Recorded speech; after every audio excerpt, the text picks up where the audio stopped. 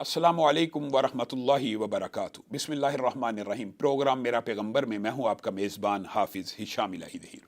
معزز ناظرین گرامی قدر، ہم نے کل آپ کے سامنے رسول اللہ صلی اللہ علیہ وسلم کی دل آویز مسکراہٹوں کے بعض واقعات رکھے تھے۔ آج اسی سلسلے کو آگے بڑھاتے ہیں کہ مسکرانا انسان کی طبیعت کے اوپر، ذاتی طبیعت کے اوپر بھی بہت خوشگوار اثرات مرتب کرتا ہے اور انسان کے چہرے کو تر و تازہ رکھتا ہے، روشن رکھتا ہے۔ جیسے آپ کے سامنے کل بھی یہ بات رکھی تھی کہ سائنسی اعتبار سے بھی مسکراہٹ کے بہت سے فوائد ہیں، اور ہر وقت ماتھے پہ بل ڈالنے کے، تیوری چڑھانے کے، اس کے ساتھ انسانی چہرے کے اوپر جھریاں بھی جلد پڑ جاتی ہیں۔ خیر، یہ تو علت ایک معلوم ہو گئی سائنس سے، تو کوئی ایسی بات نہیں۔ اگر نہ بھی معلوم ہو تو مسلمانوں کو رسول اللہ صلی اللہ علیہ وسلم کی سیرت کو اپنانا چاہیے اور ایک دوسرے کو مسکرا کے ملنا چاہیے، کیونکہ ایک دوسرے کو مسکرا کے ملنا بھی صدقہ ہے۔ آتے ہیں نبی کریم صلی اللہ علیہ وسلم کی سیرت کے اندر جو واقعات ہیں، اس حوالے سے نبی کریم صلی اللہ علیہ وسلم ایک مرتبہ جنت کا ایک واقعہ بیان کر رہے ہیں۔ پاس ایک دیہاتی بیٹھا ہے۔ آپ کو پتہ ہے بدو جو دیہاتی ہے ان کے مزاج کیسے ہوا کرتے ہیں، اور وہ نبی کریم صلی اللہ علیہ وسلم کے پاس بیٹھا ہے۔ نبی کریم صلی اللہ علیہ وسلم جنت کے بعد احوالات بیان کرنے کے بعد، اور ویسے آپ کو علم ہوگا کہ جنت میں اتنی بے شمار نعمتیں ہیں کہ ما لا عین رات ولا اذن سمعت ولا خطر علی قلب بشر، لبنۃ من ذہب ولبنۃ من فضہ، ایک اینٹ سونے کی، ایک چاندی کی، گھروں کی، ایسی ایسی نعمتیں جو کسی آنکھ نے نہیں دیکھی ہوں گی، کان نے نہیں سنی ہوں گی، دل کے اندر ان کا گمان بھی نہیں آ سکتا، وغیرہ وغیرہ۔ تو رسول اللہ صلی اللہ علیہ وسلم اپنے صحابہ کو جنت کے احوال بھی بتایا کرتے تھے۔ کہنے لگے کہ جنت میں ایک دن ایک جنتی اللہ رب العزت سے یہ مطالبہ کرے گا، اے اللہ، میں جنت میں کھیتی باڑی کرنا چاہتا ہوں۔ اللہ کہیں گے، کیا میری یہ جو اتنی زیادہ نعمتیں ہیں، کیا تجھے اس نے راضی نہیں کیا؟ جی اللہ، میں راضی ہوں، لیکن میرا آج دل چاہ رہا ہے کہ میں کھیتی باڑی کروں۔ تو اللہ رب العزت اس کو اجازت دیں گے کہ کھیتی باڑی کر لے۔ وہ جنت میں ہل چلائے گا، بیج ڈالے گا، ساتھ ہی ایک ایک دانہ پہاڑ جتنا بڑا ہو جائے گا۔ اللہ رب العزت اس جنتی کو کہے گا، اب اکٹھا کر لے، اس کو سنبھال لے، یہ جو پہاڑ جتنا دانہ ہے، اور ابن آدم کا پیٹ اس مال سے کبھی نہیں بھر سکتا۔ یعنی اللہ رب العزت اس کو یہ کہیں گے۔ اور رسول اللہ صلی اللہ علیہ وسلم جب یہ واقعہ سنا رہے تھے تو پاس ہی ایک دیہاتی بیٹھا تھا، اس نے فٹ یہ جواب دیا، ہے اللہ کے رسول، وہ کوئی کہنے کا مطلب یہ ہوگا، وہ لازماً کوئی بدو نہیں ہوگا، ان کا مفہوم یہ تھا، ساتھ ہی کیا اٹھے، وہ یقیناً کوئی انصاری یا قریشی ہوگا، کیونکہ انصاری اور قریشی ہی زراعت کے پیشے سے منسلک ہے۔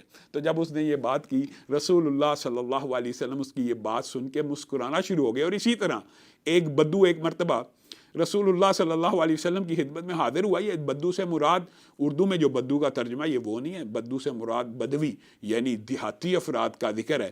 رسول اللہ صلی اللہ علیہ وسلم کی بارگاہ میں حاضر ہوا اور آ کے کہنے لگا رسول اللہ صلی اللہ علیہ وسلم کے ساتھ ملاقات کے بعد، اے اللہ، تو مجھے اور محمد صلی اللہ علیہ وسلم کو جنت میں داخل فرما دے، اور میرے اور محمد صلی اللہ علیہ وسلم کے علاوہ کسی کو داخل نہ کرنا۔ رسول اللہ صلی اللہ علیہ وسلم دیہاتی کی یہ بات سن کے مسکرانا شروع ہو جاتے ہیں، آپ کے موتیوں جیسے دان نمودار ہو جاتے ہیں، آپ ہنسنا شروع کر دیتے ہیں کہ اے اللہ کے بندے، تو نے اللہ کی رحمت کو اتنا محدود اور مقید کر دیا کہ صرف میں اپنا کہا اور محمد صلی اللہ علیہ وسلم کا نام لیا، اور یہ بھی کہہ دیا۔ یہ حال ہی کہہ دیتا کہ میں اور محمد صلی اللہ علیہ وسلم جنت میں چلے جائیں تو بات تو ٹھیک تھی، لیکن ساتھ یہ بھی شرط عائد کر دی کہ میرے اور محمد صلی اللہ علیہ وسلم کے علاوہ کوئی جنت میں داخل نہ ہو۔ گویا اصلاح بھی کی تو بڑے پیار سے کی، اور آپ اس طرح کی بات سن کے بعض اوقات مسکرا دیا کرتے تھے۔ اور رسول اللہ صلی اللہ علیہ وسلم کی سیرت میں مسکراہٹ کیا ایک خوبصورت بہت عمدہ واقعہ اور باب موجود ہے کہ حضرت ابو سعید خدری رضی اللہ کا مشہور واقعہ ہے کہ آپ ایک سفر میں تھے، اور جب ایک سفر میں ایک قبیلے والوں کے پاس پہنچے تو آپ نے ان سے مطالبہ کیا کہ ہمارے کچھ کھانے کا بندوبست کرو، ہم مسافر ہیں، ہمیں کھانا کھلایا جائے۔ تو انہوں نے کھانا کھلانے سے انکار کر دیا، یعنی ان کی ضیافت کرنے سے مکمل طور پہ انکار کر دیا۔ اب اللہ کا کرنا کیا ہوا کہ اسی قبیلے کے ایک سردار کو سانپ کاٹ گیا۔ جب سانپ نے کاٹا تو سردار بڑی تکلیف اور اذیت میں چلا گیا، اور انہوں نے کہا، ہے کوئی دم کرنے والا یا کوئی علاج کرنے والا جس کو یہ تریاق علم میں ہو کہ سانپ اگر کاٹ جائے تو اس کا کیا علاج ہے؟ معزز ناظرین گرامی قدر، اس حدیث کے اندر قرآن پاک کی ایک بہت بڑی برکت اور جز بے شک یہ کتاب ہدایت کی کتاب ہے، لیکن یہ کتاب شفا کی کتاب بھی ہے، یہ کتاب ثواب کی کتاب بھی ہے۔ اگرچہ اس کا بنیادی مقصد ہدایت ہے، لیکن یہ بات بھی یاد رکھ لینی چاہیے کہ اس کو پڑھنے سے، حالی پڑھنے سے بھی ثواب ملتا ہے، اور اس کے دم کرنے سے شفا بھی ملتی ہے۔ اب وہ جو سردار ہے وہ بیمار ہے اور وہ معالج ڈھونڈ رہے ہیں، کسی نے مشورہ دیا وہ جو قافلے والے آئے ہیں شاید ان میں کوئی طبیب موجود ہو، ان سے بھی پتہ کر لو۔ جب ان سے پتہ کیا گیا تو ابو سعید خدری بیان کرتے ہیں کہ ہم نے ان سے یہ کہا کہ ٹھیک ہے ہم اس کا علاج تو کر دیں گے، لیکن ہم آپ سے اب معاوضہ لیں گے، کیونکہ آپ نے تو ہماری ضیافت کرنے کی جب باری آئی تھی، کھانا کھلانے کی باری آئی تھی تو کھانا تک نہیں تھا پوچھا، اب ہم بھی آپ کا کام معاوضے سے کریں گے۔ انہوں نے کہا جو بھی معاوضہ لینا چاہتے ہو لے لو۔ ایک بکریوں کا معاوضہ طے ہوا تو جا کر آپ نے سورۃ فاتحہ کا دم کرنا شروع کیا۔ سورۃ فاتحہ پڑھتے گئے، زہر کا اثر ختم ہونا شروع ہو گیا، یہاں تک کہ وہ سردار بالکل ٹھیک ہو گیا۔ سورۃ فاتحہ کے صرف دم کرنے سے زہر کے، سانپ کے کاٹے کا سارا اثر ختم ہو گیا۔ یہاں پہ یہ بات بھی سمجھنے کی ضرورت ہے کہ قرآن پاک کی یہ جو سورۃ فاتحہ ہے یہ سورۃ الشفاء ہے۔ یہ پڑھ کر جتنا مرضی بندہ بیمار ہو، اگر سانپ کا زہر اس کے سامنے نہیں ٹک سکتا، اگر جادوگر کا جادو اس کے سامنے نہیں ٹک سکتا، تو کینسر کا مرض بھی اس کے سامنے نہیں ٹک سکتا۔ اس کا دم کرنا چاہیے۔ خیر جب دم کیا تو وہ بالکل اچھا ہو گیا، اور انہوں نے جو معاہدہ کیا تھا کہ اتنی بکریاں ہم آپ کو اس دم کے عوض دیں گے وہ لے لی۔ اب جب یہ لے کے چلنے لگے تو ساتھیوں نے، ابو سعید خدری کے ساتھیوں نے کہا کہ ان کو ہم آپس میں بانٹ لیتے ہیں، ایک دوسرے کو دے دیتے ہیں، جس کے حصے میں جتنی آتی ہیں ایک دوسرے کو بانٹ دیتے ہیں۔ ابو سعید خدری نے کہا ایسا ہرگز نہیں ہوگا، جب تک ہم رسول اللہ صلی اللہ علیہ وسلم کی بارگاہ میں نہیں پہنچیں گے۔ صحابہ نے فیصلہ کر لیا کہ جب تک رسول اللہ صلی اللہ علیہ وسلم سے اس کمائی کے بارے میں نہیں پوچھیں گے کہ یہ کمائی حلال ہے یا حرام ہے، تب تک تقسیم نہیں کریں گے۔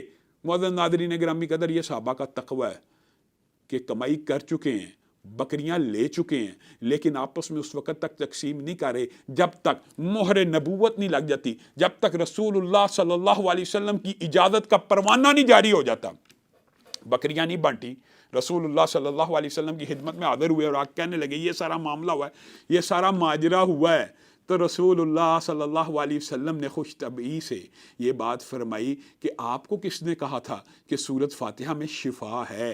صحابہ کو تو علم ہے قرآن پاک میں شفا ہے، یہ بات میں نے آپ کو بتلائی ہے، یہ بات میں نے آپ کو بتلائی ہے۔ اب ان بکریوں میں میں محمد صلی اللہ علیہ وسلم کا بھی حصہ ہے۔ اپنے دوستوں کے ساتھ، اپنے صحابہ کے ساتھ نبی کریم صلی اللہ علیہ وسلم کا طرز عمل یہ ہے، ان کو یہ کہہ رہی ہیں یہ جو بکریاں تم نے دم کے عوض حاصل کی ہیں، اس کے اندر میں محمد صلی اللہ علیہ وسلم کا بھی حصہ موجود ہے، اس میں سے میرا حصہ بھی نکال لو۔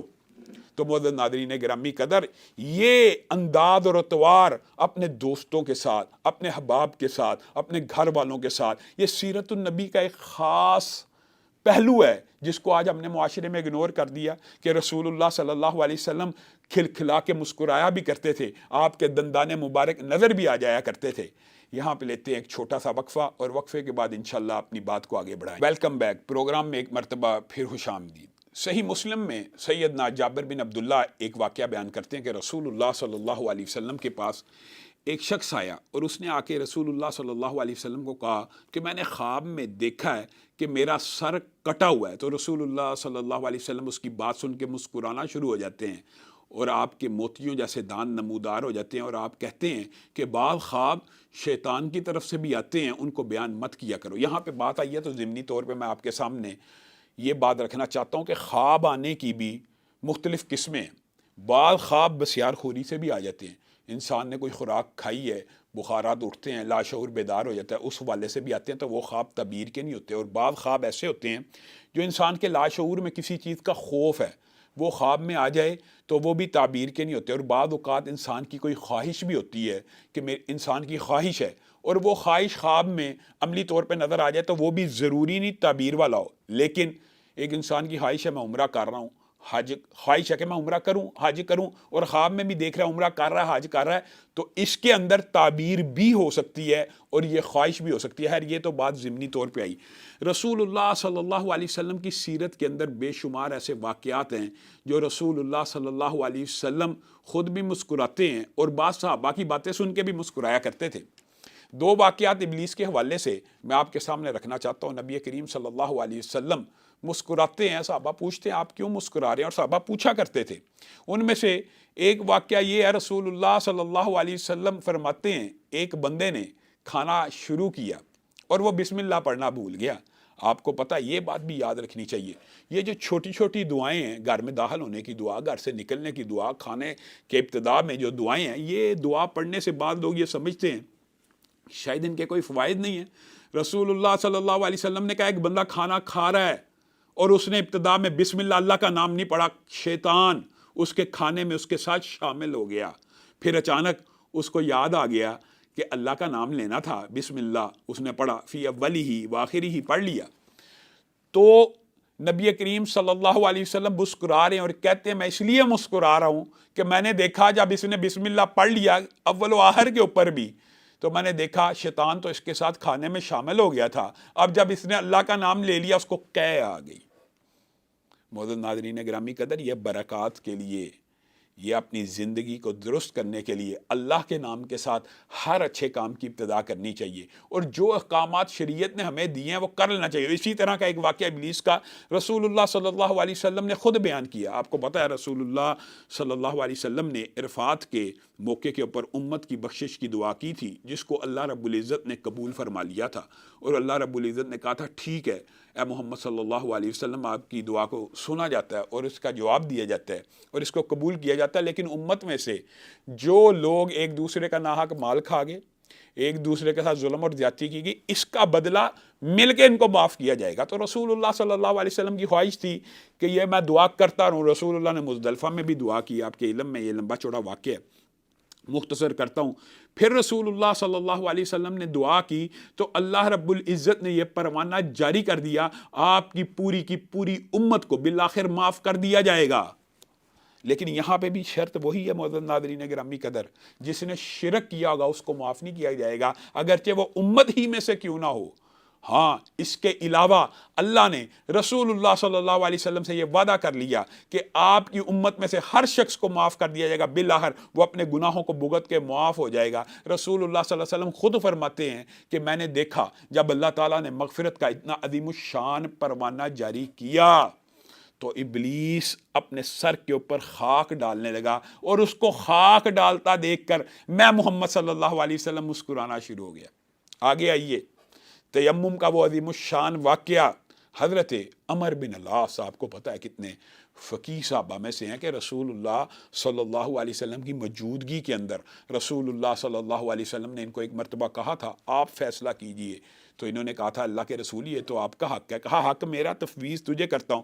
اور رسول اللہ کے سامنے انہوں نے فیصلہ کیا تو رسول اللہ صلی اللہ علیہ وسلم نے ان کے فیصلے کو تحسین سے دیکھا بھی اور ان کے فیصلے کی تعریف بھی کی. یہ عمر بن العاص ایک رات سوئے ہیں، ایک غزوے میں یہ گئے تھے، سو کے اٹھے، سردی بہت زیادہ تھی، حالت جنابت میں تھے. انہوں نے وضو کے بغیر تیمم کیا، یعنی پانی کو استعمال نہ کیا، ٹھنڈ بہت زیادہ تھی، پانی کو استعمال کیے بغیر تیمم کیا اور تیمم کر کے جماعت کو پڑھا دیا.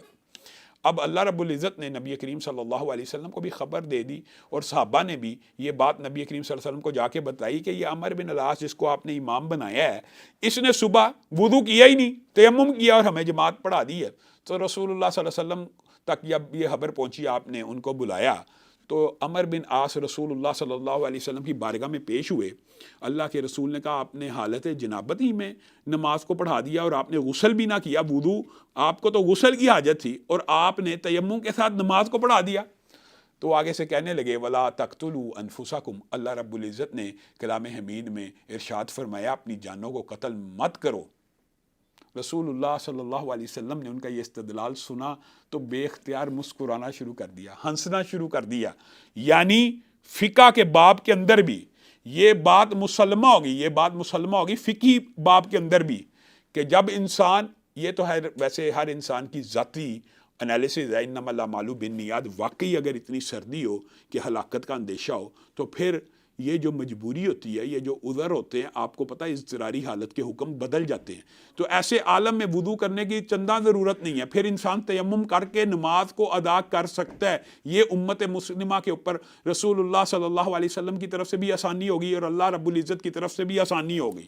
اسی طرح رسول اللہ صلی اللہ علیہ وسلم نے ایک شخص کا واقعہ بیان کیا، اور کتنا خوبصورت واقعہ، اس کے اندر بھی میری اور آپ کے لیے عبرتیں بھی پوشیدہ ہیں، اور رسول اللہ صلی اللہ علیہ وسلم کی مسکراہٹیں بھی اس واقعے میں موجود ہیں۔ رسول اللہ صلی اللہ علیہ وسلم نے کہا کل قیامت کا دن ہوگا، ایک بندے کو اللہ رب العزت اپنی بارگاہ میں کھڑا کرے گا، اور اس بندے کے کبیرہ جرائم بھی ہوں گے، کبیرہ گناہ بھی ہوں گے، اور صغیرہ گناہ بھی موجود ہوں گے۔ اب اللہ رب العزت پہلے صغیرہ گناہ اس بندے کے سامنے لائے گا اور اس سے سوال کرے گا کیا تو اپنے اس گناہ کو جانتا ہے؟ جی ہاں میں نے یہ گناہ کیا۔ یہ گناہ تو نے کیا؟ جی ہاں میں نے یہ گناہ کیا ہے۔ اور بندہ ابھی دل میں اس بات کے اوپر ڈر رہا ہوگا کہ ابھی تو یہ صغیرہ گناہوں کی بات ہو رہی ہے، میں نے تو بعض کبائر کا بھی ارتکاب کیا ہوا، میں کیسے بچوں گا؟ میں تو پھنس گیا، میرے سے تو سوال ہو رہا ہے۔ خیر وہ بندہ ہر صغیرہ گناہ کا اقرار کرتا جائے گا۔ اچانک اللہ رب العزت ارشاد فرمائیں گے یہ سارے صغیرہ گناہ ہے تو تیرے ہیں، لیکن مجھے تیری کچھ نیکیاں پسند ہیں، جس کی وجہ سے ان سارے صغیرہ گناہوں کو میں تیری نیکیوں میں تبدیل کر دیتا ہوں۔ اس وقت وہ بندہ بے اختیار ہو کے کہے گا اللہ میرے تو بڑے بڑے کبیرہ گناہ بھی باقی ہیں، ان کو بھی نیکیوں میں بدل دیں۔ تو رسول اللہ صلی اللہ علیہ وسلم جب یہ واقعہ سنایا کرتے تھے، آپ بے اختیار ہو کے ہنس پڑا کرتے تھے کہ کہیں گناہوں کے ظاہر ہونے سے ڈرتا ہوگا، جب یہ صغیرہ گناہ نیکیوں میں بدل جائیں گے تو اللہ کو کہے گا میرے تو بڑے بڑے کبیرہ گناہ بھی باقی ہیں، ان کو بھی نیکیوں میں بدل دیا جائے۔ اسی طرح رسول اللہ صلی اللہ علیہ وسلم نے ایک مرتبہ کہا کہ آنے والا جو آ رہا ہے جنتی ہے۔ حضرت ابو بکر داخل ہوئے، رسول اللہ صلی اللہ علیہ وسلم نے کہا آنے والا جو آ رہا ہے وہ جنتی ہے۔ حضرت عمر داخل ہوئے، پھر کہا اب بھی جو آئے گا وہ جنتی ہے، اور ساتھ ہی بارگاہ رب العزت میں ہاتھوں کو اٹھا دیا اور کہا اللہ جانتا تو ہی ہے، علم حقیقی تو تیرے پاس ہے، لیکن میں محمد صلی اللہ علیہ وسلم کی خواہش ہے کہ اب کی مرتبہ جو آئے وہ علی ہو۔ یہ رسول اللہ صلی اللہ علیہ وسلم کا حضرت علی سے پیار ہے، اور اللہ کی کرنی دیکھیے کہ اب آنے والے جو آئے وہ جناب علی ہیں۔ رسول اللہ صلی اللہ علیہ وسلم کا چہرہ خوشی سے تمتما اٹھا، آپ کے چہرے پہ مسکراہٹ آ گئی۔ حضرت ابو بکر کو یہاں پہ رسول اللہ نے جنتی کہا، حضرت عمر کو جنتی کہا، حضرت عثمان کی جنتی کے تو بے شمار واقعات ہیں۔